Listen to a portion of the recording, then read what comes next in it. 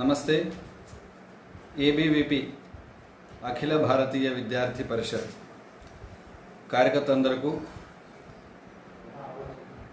ఆశీస్సులు, నమస్సులు. ఈరోజు మనం జీవితం కోసం విద్య,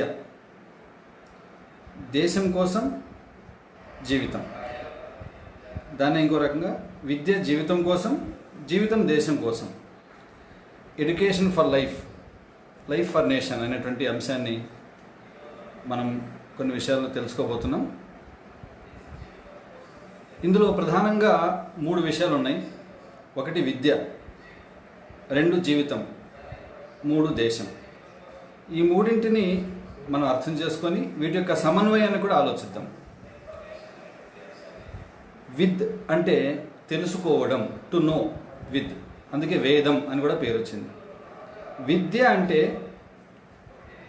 జీవితంలో తప్పనిసరిగా తెలుసుకోవలసినది అని అర్థం. మిగతా పశుపక్షాదులకి మనిషికి ఉన్న ప్రత్యేకత ఇదే. మనిషి ఒక్కడికి మాత్రమే ఈ సృష్టిలో భగవంతుడు జ్ఞానాన్ని ఇచ్చాడు. అందుకే జగద్గురు ఆదిశంకరులు ఇలా అంటారు, జంతువునాం నరజన్మ దుర్లభం. ఎందుకోసమంటే మాట ఉన్నది మనిషికి మాత్రమే. అందుకని మనిషి నిరంతరం నేర్చుకుంటున్నాడు, తనను తాను మార్చుకుంటున్నాడు. ఉదాహరణ చూడండి, ఒక పక్షి ఒక 1000 సంవత్సరాల క్రితం ఎలా జీవిస్తుందో, ఎలా గూడు కట్టుకుంటుందో, ఇప్పుడు కూడా అలాగే జీవిస్తుంది. పక్షి జీవితంలో ప్రత్యేకంగా మార్పు రాలేదు. ఒక పశువు ఎలా జీవిస్తుందో అలాగే జీవిస్తుంది, అందులో ప్రత్యేకమైన ఎటువంటి మార్పు రాలేదు. కానీ మనిషి, మనం విన్నాం, రాతి మానవుడి నుంచి, అక్కడి నుంచి పూరి గుడిసెలోకి, అటునుంచి పెంకుటిల్లోకి, డాబాయిల్లోకి, అపార్ట్మెంట్లు, అధునాతనమైనటువంటి శాస్త్ర సాంకేతిక పరిజ్ఞానాన్ని సాధించి ఈరోజు ప్రపంచంలోనే అన్ని ప్రాణుల మీద ఆధిపత్యాన్ని సాధించి ఒక సర్వోన్నతమైనటువంటి జీవితాన్ని మనిషి సాధించగలగడానికి కారణం విద్య. విద్య ద్వారా ఒకరి నుంచి మరొకరికి జ్ఞానం ప్రసారం అవుతుంది. కాబట్టి విద్య అనేది నిరంతరం నేర్చుకునేటువంటి విషయం. లైఫ్ లాంగ్ స్టూడెంట్గా ఉండాలి ఎవరైనా సరే అని పెద్దలు చెప్తుంటారు.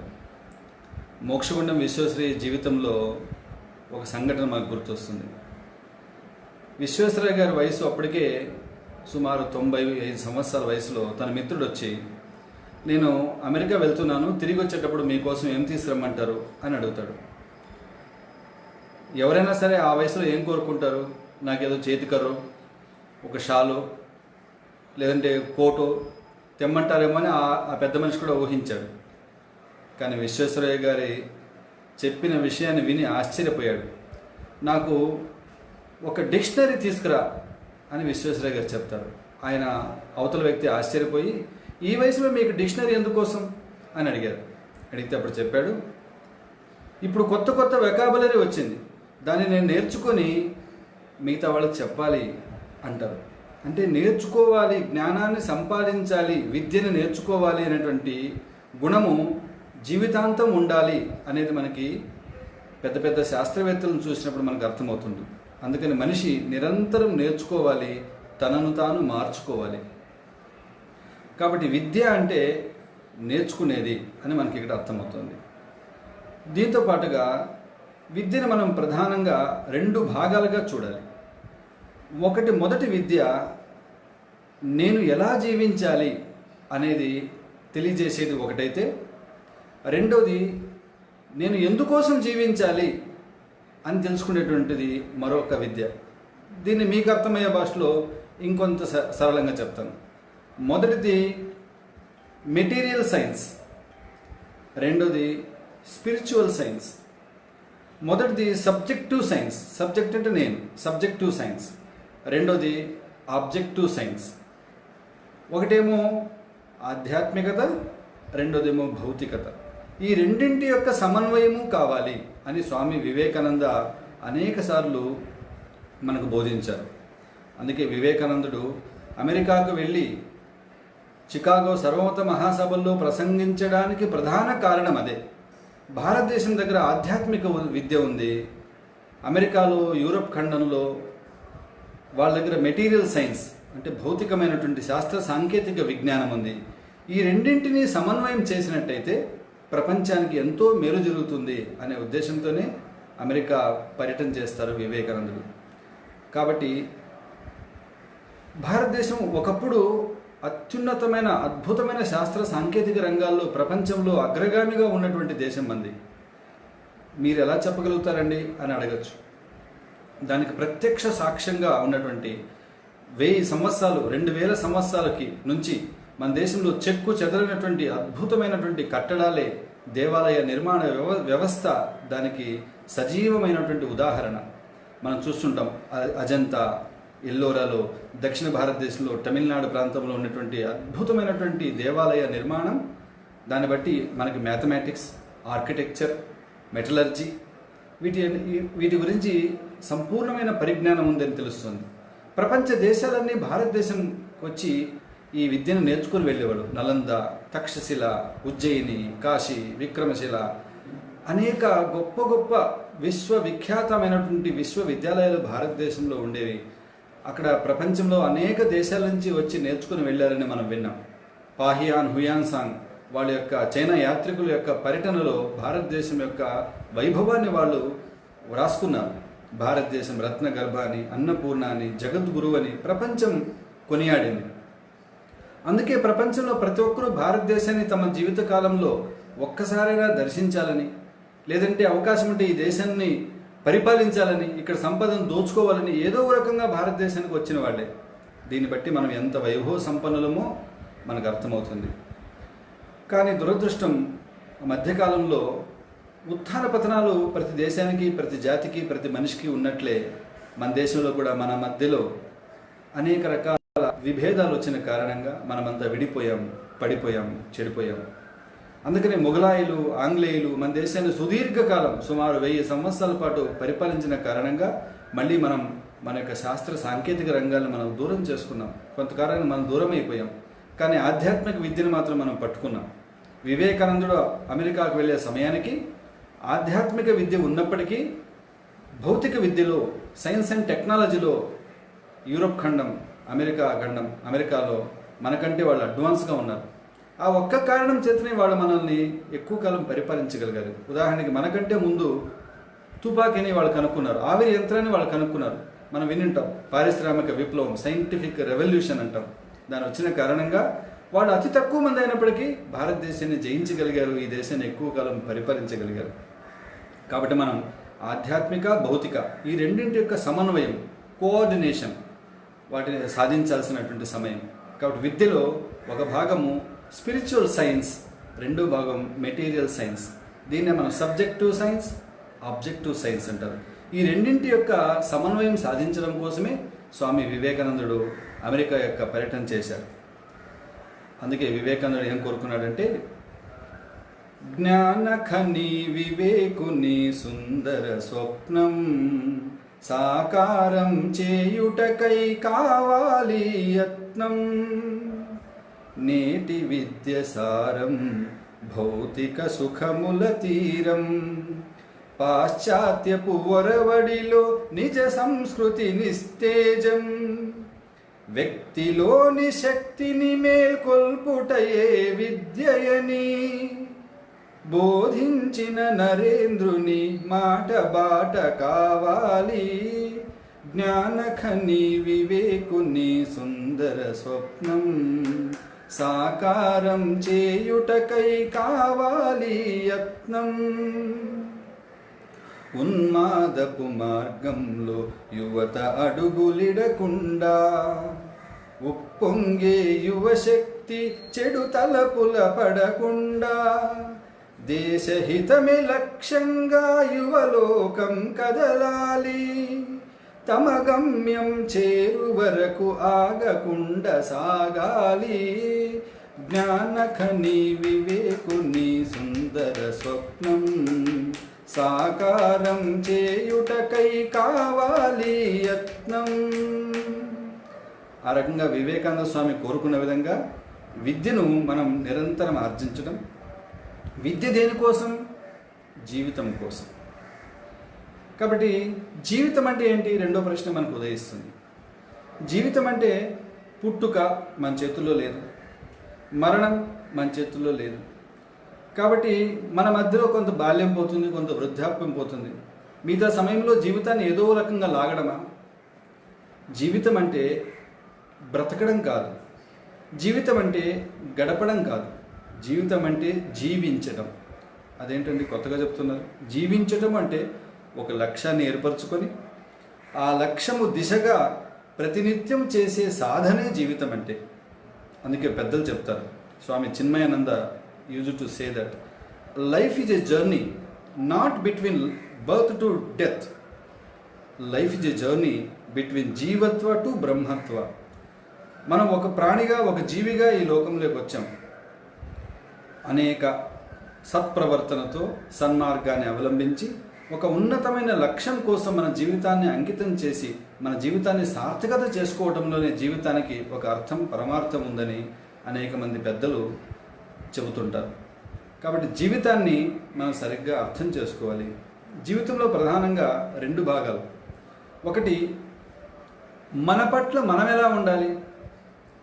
రెండు, మన చుట్టూ ఉన్న మనుషుల పట్ల, ఈ సమాజం పట్ల, ఈ ప్రకృతి పట్ల మనం ఎలా జీవించాలి అని రెండు భాగాలుగా మనం అర్థం చేసుకోవాలి. మన పట్ల మనమంటే ఎలాగా? ఉదాహరణకి మనకి పైకి కనపడేది బాహ్యమైన శరీరం, దీని లోపల పనిచేస్తున్నది మనస్సు, ఆ మనస్సును నియంత్రించేది బుద్ధి. ప్రధానంగా ఈ మూడు విషయాలు తీసుకున్నాం. ఈ మూడింటి మధ్య అనుసంధానం, కోఆర్డినేషన్ ఏదైతే ఉందో అదే యోగా. యూజ్ అంటే కలపడము. ఈ మూడింటిని కలిసి పనిచేస్తే అది ఇంటిగ్రేటెడ్ మైండ్ అంటారు. మనసు ఒకటి చెప్తుంది, బుద్ధి ఒకటి చెప్తుంది, దాన్ని డిసింటిగ్రేటెడ్ మైండ్ అంటారు. కాబట్టి ఈ రెండింటిని అనుసంధానం చేయటం అదే యోగము. యోగ కర్మసు కౌశలం. చేసే ప్రతి పనిలో నాణ్యత, నిపుణత, కుశలత, దాన్నే యోగా అంటారు. Excellency in action, dexterity in action అంటారు యోగా అంటే. కాబట్టి ఇది కావాలంటే తప్పనిసరిగా దానికి కొద్దిగా మనం ప్రయత్నం చేయాలి. మనకి శరీరం ఉంది, శరీరానికి ఆకలి, నిద్ర, వ్యాయామము, ఈ మూడు ప్రధానమైన విషయాలు. కాబట్టి శరీరానికి సమయానికి తినాలి, ఆరోగ్యకరమైన పదార్థాలు తినాలి. జంక్ ఫుడ్లు, రకరకాల మనకి ఇష్టమైంది మనకు ఆరోగ్యం కాకపోవచ్చు, మనకు ఆరోగ్యకరమైనది మనకి ఇష్టం లేకపోవచ్చు. కాబట్టి మనకి ఇష్టమైన ఆహారాన్ని మనం తీసుకోవటం. నిద్ర, ఎంత నిద్ర కావాలి? సాధారణంగా 7 గంటలు, 6:30, 7 గంటలు, అంతకంటే ఎక్కువ అవసరం లేదు. వాళ్ళ శరీర ధర్మం బట్టి ఒక అరగంట ఎక్కువ తక్కువ ఉండొచ్చు. అది ఏ సమయంలో?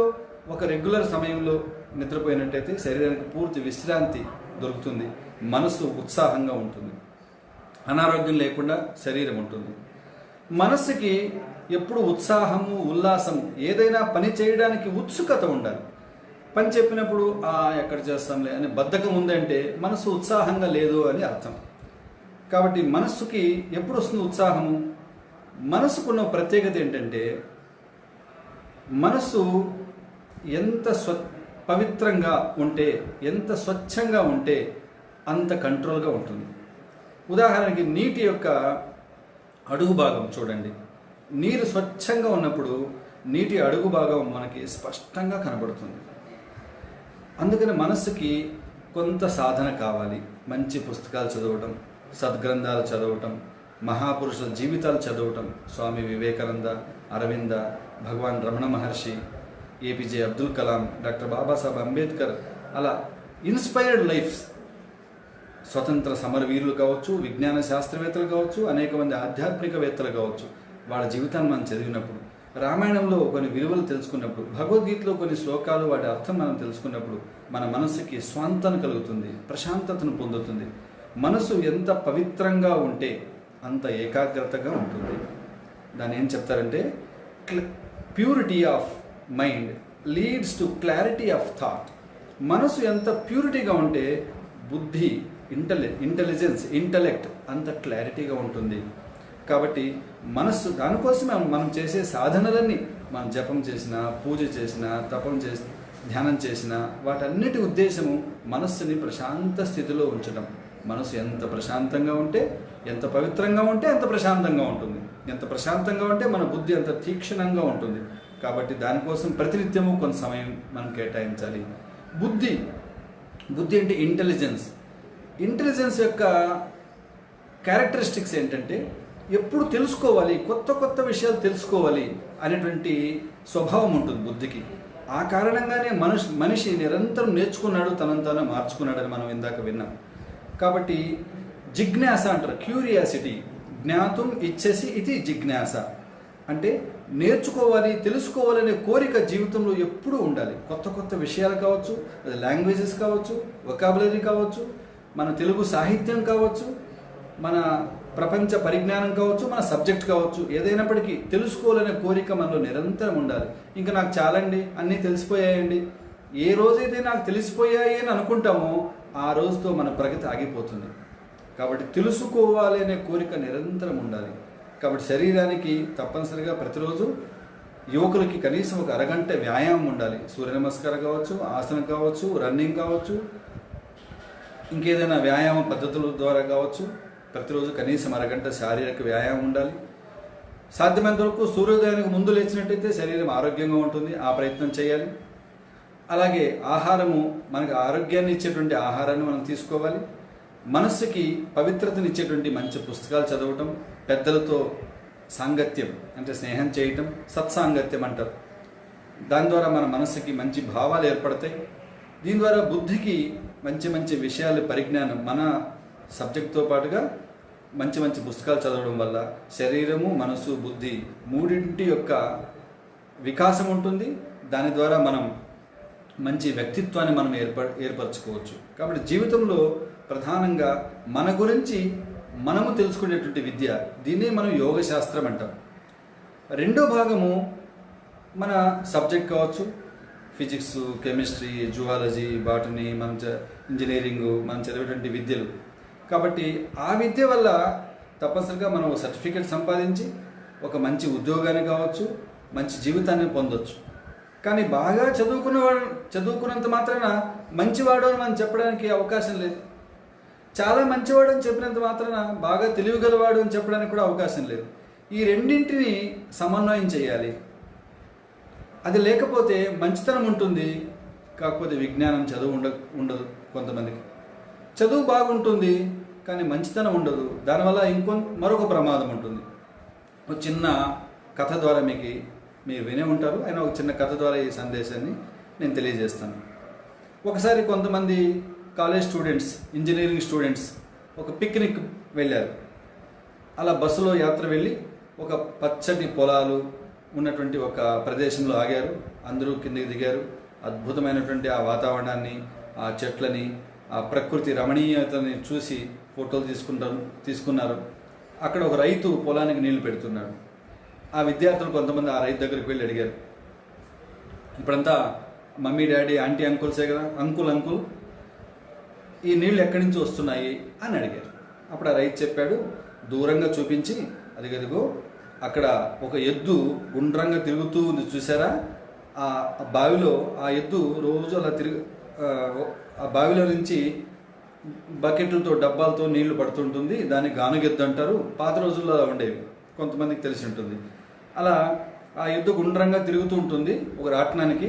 అది తిరుగుతుంటే చైన్ ద్వారా బావిలో ఉండేటువంటి నీరు డబ్బాల్లో వచ్చి పడుతుంటుంది. ఆ తర్వాత నేను పొలానికి ఆ నీటిని పెట్టేసి నేను నా పని చేసుకుంటుంటాను అని చెప్పాడు రైతు. అప్పుడు మళ్ళీ ఈ విద్యార్థులు ప్రశ్న అడిగారు, అంకుల్ ఆ యొక్క ఎద్దుని ఎవరు నడిపిస్తున్నారు అని అడిగారు. బాబు, దానికి బాగా అలవాటైపోయింది, నేను ఒకసారి కట్టి దాన్ని కదిలించి వచ్చేస్తాను, దాని పాటికి అది తిరుగుతూ ఉంటుంది, నా పాటికి నేను నా పని చేసుకుంటుంటాను అని చెప్పాడు. మళ్ళీ విద్యార్థులు ఇంకో ప్రశ్న వేయించారు, ఏమండి ఆ రైతు ఆ ఎద్దు తిరగకుండా ఒకవేళ ఆగిపోతే ఏం చేస్తారు అని అడిగారు. అప్పుడు రైతు చెప్పాడు, బాబు దాని మెడలో గంట కట్టాను నేను, ఆ గంట శబ్దం నాకు వినపడుతూ ఉంటుంది అది తిరుగుతుంటే, ఒకవేళ గంట శబ్దం రాలేదంటే ఎద్దు ఆగిపోయిందని నాకు అర్థమవుతుంది అన్నాడు. విద్యార్థులు కదా, తెలివిగలవాడు అని అనుకుంటున్నవాడు ఇంకో ప్రశ్న వేశారు, ఒకవేళ మీ ఎద్దు తిరగకుండా ఒకే చోట నిలబడి తల ఇలా ఇలా ఊపిందనుకోండి, అప్పుడు కూడా మీకు గంట శబ్దం వినపడుతుంది కదా అని ప్రశ్నించారు. తెలియగల ప్రశ్న. అప్పుడు ఆ రైతు సమాధానం చెప్పాడు, నా ఎద్దులా చేయదు బాబు అని.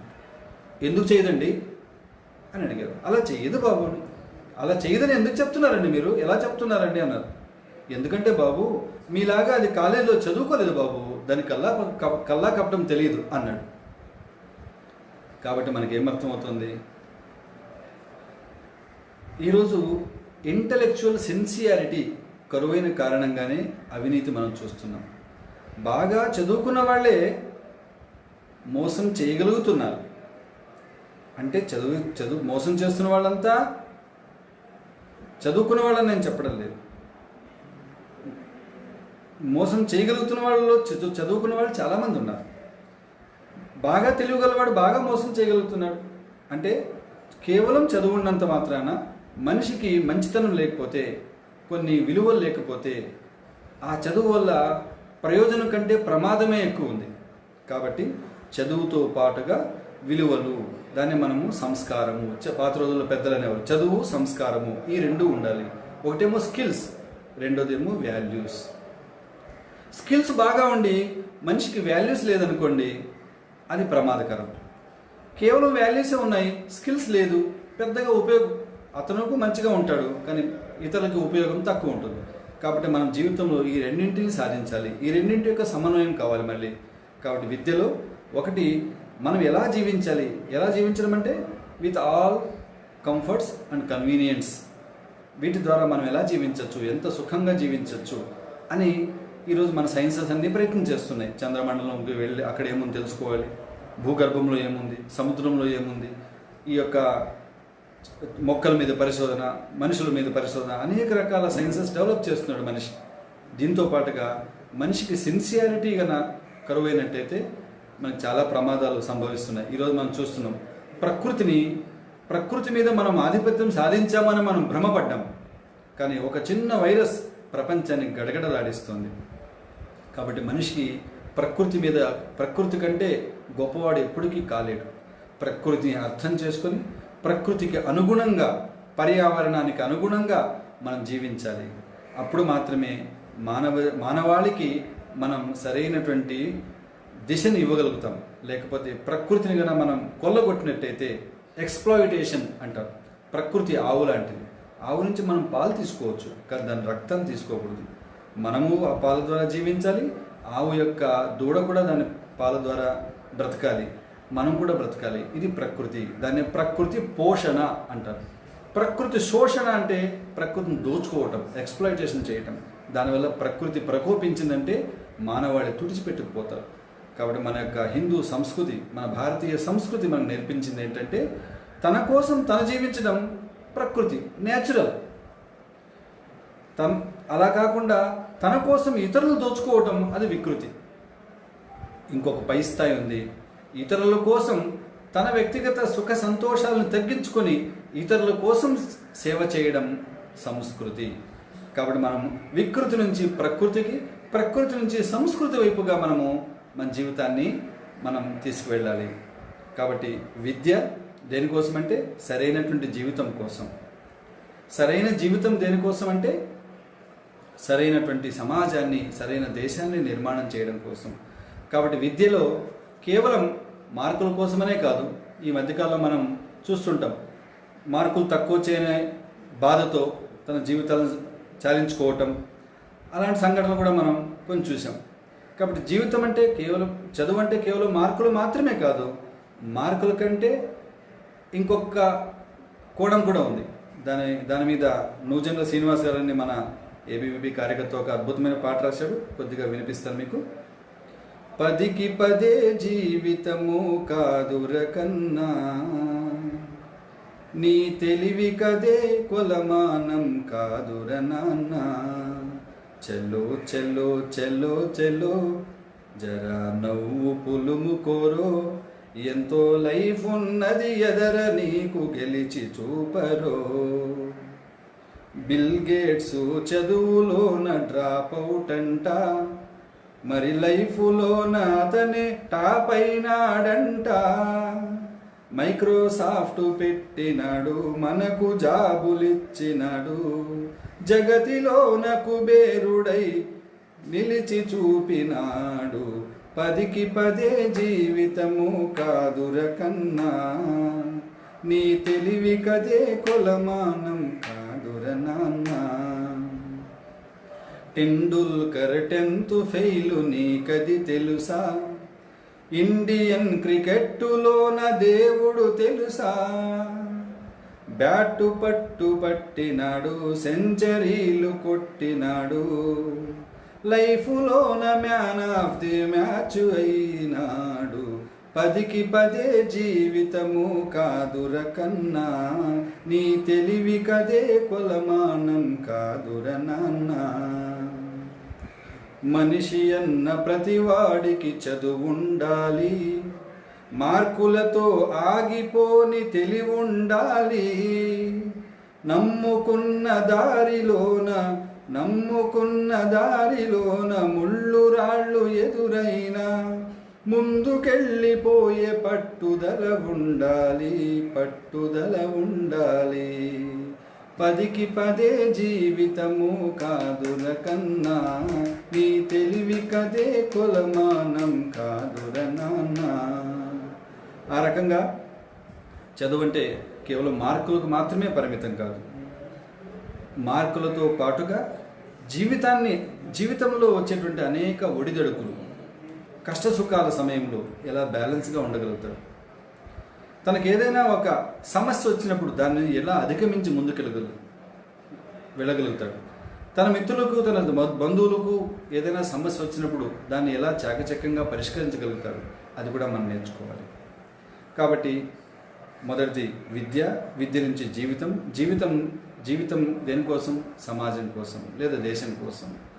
దేశం అంటే సాధారణంగా చాలామందికి మొట్టమొదటి గుర్తొచ్చే పద్యం దేశం అంటే మట్టి కాదోయ్, దేశం అంటే మనుషులోయ్ అని.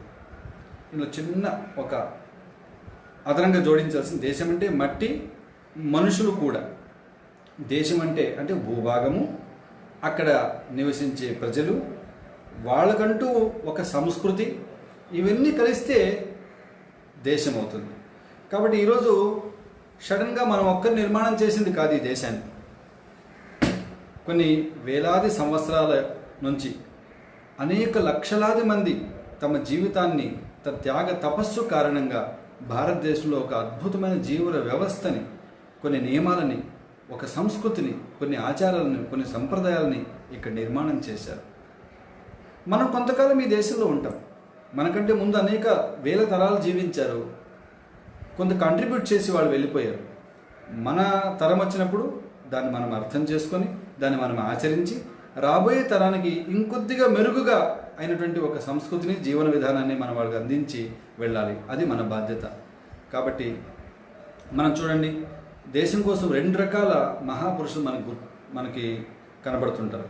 కొంతమంది ఏమో తమ జీవితం మొత్తం కూడా జ్ఞానాన్ని బోధించడం కోసం, వివేకానంద దగ్గర నుంచి ఆదిశంకరాచార్యులు దగ్గర నుంచి వివేకానంద వరకు అలా సాధు సంతులు తమ జీవితాన్ని జ్ఞాన సముపార్జన చేసి సమాజానికి అందించిన మహనీయులు కొంతమంది అయితే, అలెగ్జాండర్ భారతదేశం మీద ఆక్రమణ చేసినప్పుడు చాణక్యుడు, చంద్రగుప్తుడు దగ్గర నుంచి మొదలుపెట్టి ఆంగ్లేయులు భారతదేశం నుంచి తరిమివేసేంత వరకు అనేక మంది శస్త్రాలు ఆయుధాలు ధరించి ఈ భూభాగాన్ని సంరక్షించినటువంటి, ఈ ధర్మాన్ని, ఈ సంస్కృతిని సంరక్షించడం కోసం తమ జీవితాలను సమర్పణ చేసినటువంటి దేశభక్తులు 2వ శ్రేణి వాళ్ళు, 2వ కేటగిరీ వాళ్ళు.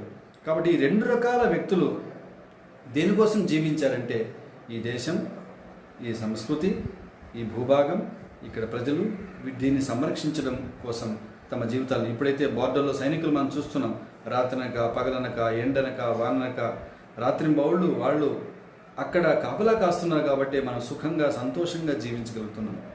కాబట్టి దేశం కోసం పనిచేయడం అంటే ఏ ఒక్కరి బాధ్యతో, ఏ కొంతమంది బాధ్యతో కాదు, ప్రతి పౌరుడు బాధ్యతాయుతంగా జీవించడం, ప్రతి పౌరుడు దేశం కోసం తన వంతు యోగదానం కంట్రిబ్యూషన్ చేయటం, దేశం కోసం బాధ్యతాయుతమైనటువంటి జీవితాన్ని మనం జీవించడం. ఎప్పుడైతే ఒక హయ్యర్ ఆల్టర్నేటివ్, ఉన్నతమైన లక్ష్యం కోసం మన జీవితాన్ని అంకితం చేస్తామో అప్పుడు మనకు తెలియనటువంటి అనేక శక్తులు మనలో నుంచి పుడతాయి, మనలో వికసిస్తాయి. దాన్ని కర్మయోగము అంటుంటారు. శ్రీకృష్ణ భగవానుడు భగవద్గీతలో అదే చెప్పాడు. నీవు చేసే పనులన్నీ నాకు సమర్పించి, అంటే దైవానికి సమర్పించి నువ్వు పనిచేసినట్టయితే నీ క్షేమాలు నేను వహిస్తాను అంటాడు శ్రీకృష్ణ భగవానుడు. కాబట్టి మనం నేర్చుకున్న విద్య, మన జీవితము ఒక ఉన్నతమైన లక్ష్యం కోసం సమర్పణ చేసి పనిచేసినప్పుడు, స్వామి వివేకానంద కూడా అదే అంటాడు, లుకప్ ఎయిమ్ హై. ఒక ఉన్నతమైన లక్ష్యం కోసం నువ్వు జీవించు. అప్పుడు మన జీవితం, మన ఆలోచన, మన యొక్క యాటిట్యూడ్ అంటే ఇవన్నీ కూడా మారుతాయి. కాబట్టి దేశం కోసం మనం జీవించడం అనేది మన బాధ్యత, అది మన కర్తవ్యం, అది సేవ కాదు, అది త్యాగం కాదు, అది మన బాధ్యత. దానికోసమే మనం ఆలోచించాలి. దీన్నే ఒక చిన్న పాట రూపంలో మనం వినుంటాం. దేశం కోసం జీవిద్దాం, దేశం కోసం జీవిద్దాం, దేశం కోసం జీవిద్దాం, మన దేశం కోసం జీవిద్దాం, మనం మహాగణం, మహాగణం మే ప్రభంజనం. నేనొక్కడినని అనుకుంటే నేతాజీ ఎట్లగుదోయ్, శివమెత్తక నువ్వు కూర్చుంటే శివాజీ ఎట్లగుదోయ్.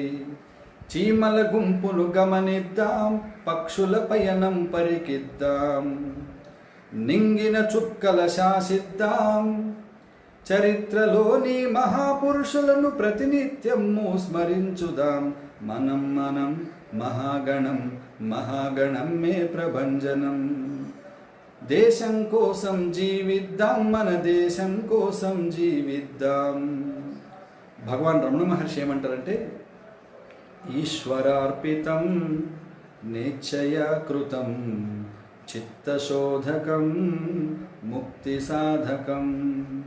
మనం చేసే పని ఈశ్వరార్పితం చేసినప్పుడు, అంటే ఒక గొప్ప లక్ష్యం కోసం సమర్పణ చేసినప్పుడు, ఈశ్వరార్పితం నిశ్చయకృతం, నా ఇష్టానుసారం కాదు, నా కోసం కాదు, అలా చేసినప్పుడు చిత్తశోధకం, మనస్సు ప్రశాంతతని, పవిత్రతను పొందుతుంది. అది ముక్తి సాధకం, ఒక ఉన్నతమైనటువంటి జీవితం వైపు మనల్ని తీసుకెళ్తుంది. కాబట్టి మనం నేర్చుకున్న విద్య, మన జీవితం, మన శక్తియుక్తులు అన్నీ కూడా భారతదేశ పరమ వైభవ స్థితికి, ఒకప్పుడు భారతదేశం గొప్పదనం మనం చరిత్రలో విన్నాం.